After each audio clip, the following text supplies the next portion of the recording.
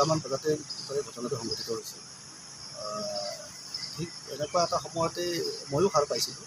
তেতিয়া মই ল'ৰাটোক ক'লোঁ বোলে যাব নালাগে বুলি ক'লোঁ। কোৱাৰ পিছতো তাৰমানে ল'ৰাটোৱে নেমানিলে। তাৰপিছত এই হাঁহ এটা দেখা পোৱা, এই হাঁহটোত তাৰমানে খেলি যাওঁতেই তাৰমানে এদিন ঘটনাটো কেইজন আছিলে? বাকী মানে তাৰপিছত এতিয়া পুৱাৰ ভাগত SDRF আহিছে। SDRF আহি এতিয়া অভিযান চলাই আছে। এতিয়ালৈকে উদ্ধাৰ অভিযান অব্যাহত আছে, উদ্ধাৰ কৰিব পৰা হোৱা নাই। এতিয়ালৈকে হয় সেয়া ময়ো ক'ব পাৰোঁ। তেখেতৰ নামটো কি আছিলে? ৰবিন টেঙা। বয়স কিমান মান হ'ব? বয়স 28 বছৰ। 28 বছৰ। দুটামান বজাতে ঘটনাটো সংঘটিত হৈছে। ঠিক এনেকুৱা এটা সময়তে ময়ো সাৰ পাইছিলোঁ।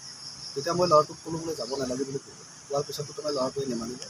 তাৰপিছত এই হাঁহ এটা দেখা পোৱা, এই হাঁহটোত তাৰমানে খেলি যাওঁতেই তাৰমানে এদিন ঘটনাটো কেইজন আছিলে? বাকী মানে তাৰপিছত এতিয়া পুৱাৰ ভাগত SDRF আহিছে। SDRF আহি এতিয়া অভিযান চলাই আছে। এতিয়ালৈকে উদ্ধাৰ অভিযান অব্যাহত আছে, উদ্ধাৰ কৰিব পৰা হোৱা নাই। এতিয়ালৈকে হয় সেয়া ময়ো ক'ব পাৰোঁ। তেখেতৰ নামটো কি আছিলে? ৰবিন টেঙা। বয়স কিমান মান হ'ব? বয়স 28 বছৰ। 28 বছৰ। দুটামান বজাতে ঘটনাটো সংঘটিত হৈছে। ঠিক এনেকুৱা এটা সময়তে ময়ো সাৰ পাইছিলোঁ। তেতিয়া মই ল'ৰাটোক ক'লোঁ বোলে যাব নালাগে বুলি ক'লোঁ। কোৱাৰ পিছতো তাৰমানে ল'ৰাটোৱে নেমানিলে। তাৰপিছত এই হাঁহ এটা দেখা পোৱা, এই হাঁহটোত তাৰমানে খেলি যাওঁতেই তাৰমানে এদিন ঘটনাটো কেইজন আছিলে? বাকী মানে তাৰপিছত এতিয়া পুৱাৰ ভাগত SDRF আহিছে। SDRF আহি এতিয়া অভিযান চলাই আছে।